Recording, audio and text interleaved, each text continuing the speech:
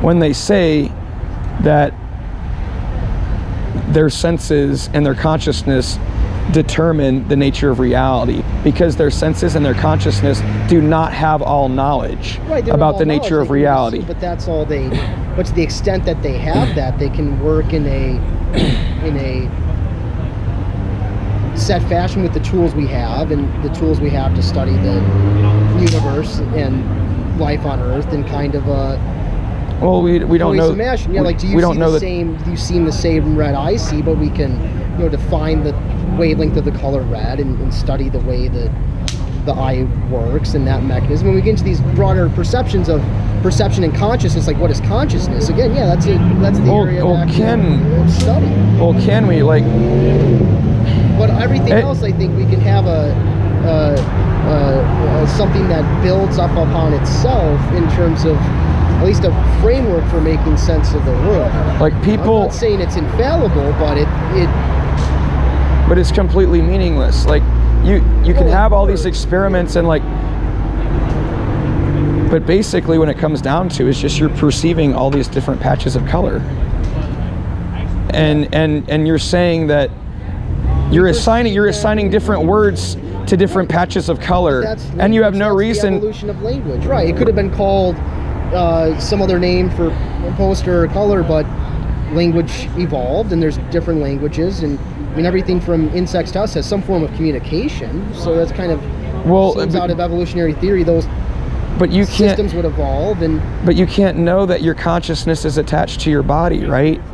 Like maybe your consciousness is like a bunch of different people, waking up out of a coma, waking up in a dream in a coma, and then shutting off, and then another person waking up in a different coma in a different part of the world, experiencing the next part of your experience, and then going out of the dream.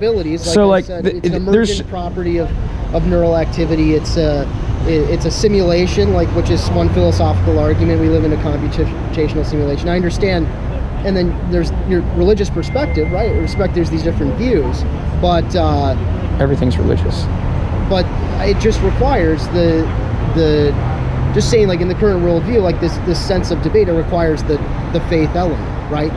Everything requires faith. It requires some admitting, like what you're saying, admitting of things you don't know, and then accepting that as truth, right? Putting your faith in certain statements, certain propositions of truth, like the proposition, like I exist, and then saying that and then trying to determine what the word I means. So when you say I exist, what does I refer to? What are you referring to? Right. Like I'm referring to like these appendages that I see coming out like in the lower hemisphere of my vision right now. Okay, so that's I. So then when another person comes into your perception and they say I, all of a sudden you have a different group of patches of color referring to themselves as I. And so which of you is I? Well, we have so we can know it. I mean, so like which group of patches should be called I? Well, we do have a kind of an internal sense of self that develops. Like the child, as they get older, moves to have a sense of self and introspection. Well, we're assuming a lot of things. Without the biblical worldview that like we're beings created by God, spiritual beings with like a consciousness, like spirit and flesh together. Then you can kind of make sense of reality. You can kind of make sense of, oh, here's like a physical object, and there's a consciousness. There's this immaterial aspect of reality, my consciousness.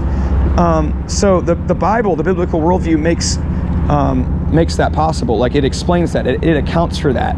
But atheists, it seems like some of them say that everything is just material, and at the same time they're using their immaterial consciousness to come up with that thought to produce those words. Yeah, well, that's the study of, in the field of neuroscience and philosophy, these issues of, is consciousness an emergent property of just our neural activity? And I mean, as we study it more and more, it raises the question of what I understand: is there this other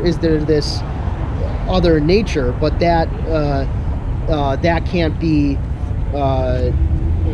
at least yet quantified by current methods, study, right? And that's why I see why we have both sides. I'm saying you got to think about your worldview. You got to think about, does my worldview provide the preconditions for intelligibility? Does it provide a foundation for actually knowing things? What am I putting my faith in? Everybody's putting their faith in something. So we shouldn't put our faith in a worldview in which we're trusting in our finite consciousness and our finite being that doesn't know all knowledge, that doesn't have all knowledge, not trusting in our senses in some kind of evolutionary worldview, but putting our faith in the biblical worldview in which God Almighty created our minds and our bodies, both flesh and spirit, the immaterial and the material together existing as one, creating those, and like revealing himself to us in his word, the Bible, revealing to us the nature of reality in his word so that we can be productive on the earth for his glory and follow him and love him, you know? Yeah. So like that's the worldview that makes sense of reality. A God who does not lie, a God who does not change, telling us what reality is. Yeah. In the Bible. So I'd encourage you to put your faith in that worldview, you know? I see both sides. Yeah, no, it's interesting discussion. Well, I appreciate having discussion. Yeah, man. And I'd encourage you to follow Jesus, because like hell is real. Like, yeah, there's a lot of sides to consider. Yeah. If you continue like rejecting God and his word, you're going to be punished for your sin. Jesus Christ came into the world to take that punishment, you know, to die for sinners as a substitute and then rise from death to be their representative, so that he can be a mediator between them and God, so that they can have eternal peace with God instead of burning in hell for their rebellion. Right. So that's, you need to turn to him and put your faith in him and reject your sin. Take care, man. Yeah, you too.